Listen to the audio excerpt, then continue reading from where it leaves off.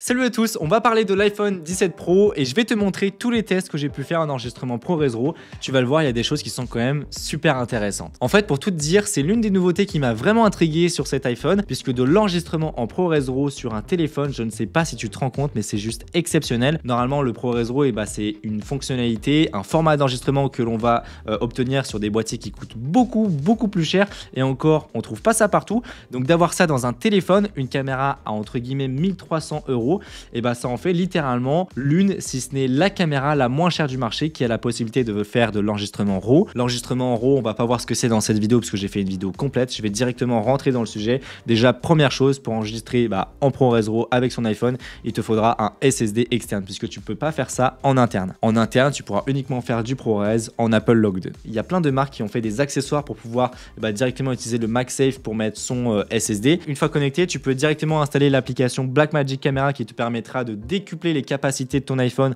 en termes d'enregistrement vidéo. Et donc là, dans les réglages, on peut passer en Apple ProRes RAW et puis on peut même faire de l'Open Gate. Ça, c'est vraiment intéressant. Déjà, en termes de stabilisation, ça va te permettre d'avoir plus de marge. On le verra, c'est plutôt utile. Et surtout, notamment si tu fais du vertical et de l'horizontal sur un même enregistrement, voilà, tu as plus de marge dans la hauteur. En enregistrement ProRes RAW, il faut savoir que tu pourras monter jusqu'à 100-120 images par seconde. Mais par contre, dès que tu vas passer en Open Gate, là, tu pourras pas monter au-dessus de 60 images par seconde. Cependant, le problème, et c'est normal, c'est que quand tu enregistres en RAW, il n'y a aucun traitement. C'est vraiment les informations brutes du capteur qui sont enregistrées sur la carte et donc tu n'auras pas de traitement du bruit. On perd aussi la possibilité de pouvoir utiliser les focales intermédiaires, à savoir le crop capteur sur les focales. On n'a plus le 48 mm ni le 200 et c'est ce que je t'expliquais dans la vidéo. Le choix des focales par Apple n'est pas forcément ultra optimisé dans le sens où si tu enregistres en RAW, tu passes d'un 24 à un 100 mm. À ce moment-là, si tu veux un intermédiaire, je sais qu'il y a pas mal de marques qui ont fait des objectifs que tu peux directement visser sur la cage de l'iPhone pour pouvoir avoir des focales intermédiaires ou même de l'anamorphique, des téléobjectifs, des focales qui vont te permettre d'avoir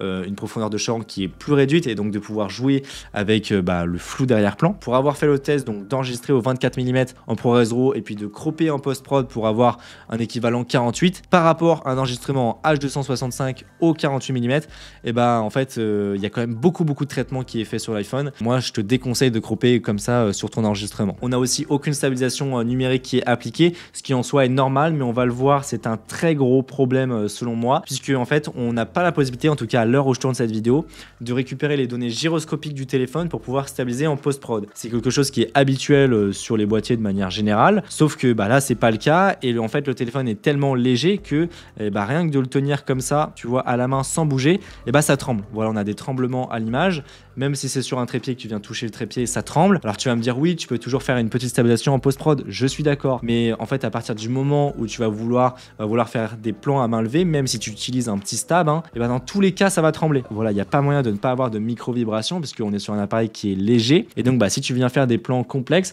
ça va pas savoir le faire, on va avoir des déformations à l'image, donc ça ne va pas marcher. Moi j'étais vraiment intéressé par l'enregistrement ProRes RAW pour faire des images en aérien, alors je sais que littéralement personne va le faire et malheureusement ça tremble à mort et comme on n'a pas la possibilité de stabiliser, c'est encore une fois un gros problème. Donc bref, tout ça pour dire qu'à l'heure actuelle, l'enregistrement ProRes RAW, c'est vraiment à faire pour des plans fixes ou des plans qui sont pas compliqués, puisque sinon il n'y a aucun moyen de stabiliser. C'est pour ça qu'avec l'iPhone, je l'ai principalement utilisé en ProRes 4.2.2 et puis ensuite j'ai pu utiliser la stabilisation, tu vois, cinématographique, donc une stabilisation qui est donc numérique, qui est appliquée lors de l'enregistrement. À ce moment-là, tu viens enregistrer avec le nouveau profil Apple Log 2 qui va nous permettre d'avoir beaucoup plus de latitude et puis j'ai trouvé qu'il était aussi plus agréable à étalonner que le précédent log de l'iPhone 15 par exemple. Donc comme je te l'ai dit, j'ai pu utiliser cet iPhone sur mon Snellifter, c'est quelque chose que je voulais voir et à ce moment-là, je l'ai utilisé tout simplement avec une fixation, une clampe pour iPhone. Je l'ai aussi utilisé avec des filtres ND que je suis venu scotcher au téléphone, ça marchait très bien et ça m'a permis de garder un obturateur à 180 degrés. Si je devais faire en quelques mots un petit récapitulatif de la qualité d'image de cet iPhone,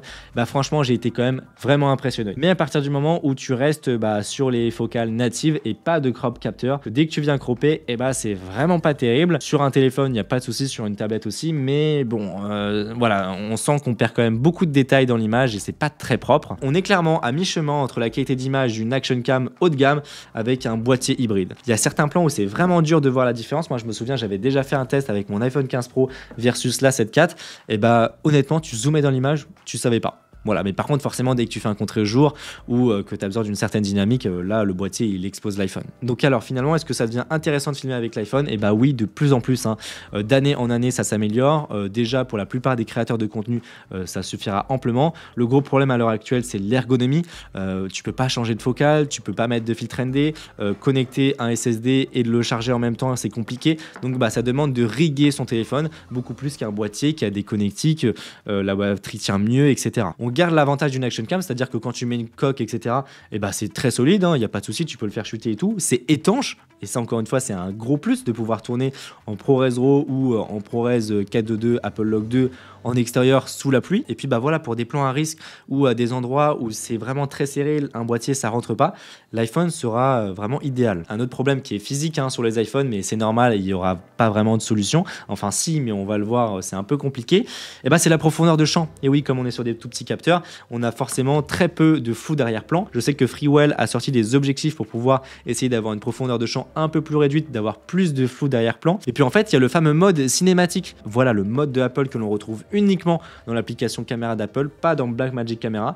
Donc bah finalement tout est en automatique. Et le problème avec ça, c'est que c'est valable uniquement pour le grand angle et l'ultra grand angle. Et ça enregistre en Rec 709. Donc autant te dire que tu as aucune flexibilité. J'ai l'impression qu'Apple a vraiment laissé tomber ce fameux mode cinématique. Et c'est dommage finalement, puisque ça nous permettait vraiment d'avoir une belle profondeur de champ qui était modulable. Alors ça marche pas dans toutes les situations, ça marche pour un sujet qui se détache bien. Mais dès que tu vas filmer un produit, il va avoir du mal à détourer et tout ça. Sur ce, bah, j'espère que cette vidéo t'a plu. N'hésite pas à me dire ce que tu en penses de cet iPhone 17 Pro, de l'enregistrement en RAW, etc. Et bah voilà, de ce que toi tu utilises. N'hésite pas à mettre un pouce bleu, à t'abonner pour en voir plus. Et puis bah sur ce, on se retrouve pour une prochaine vidéo. Allez, salut!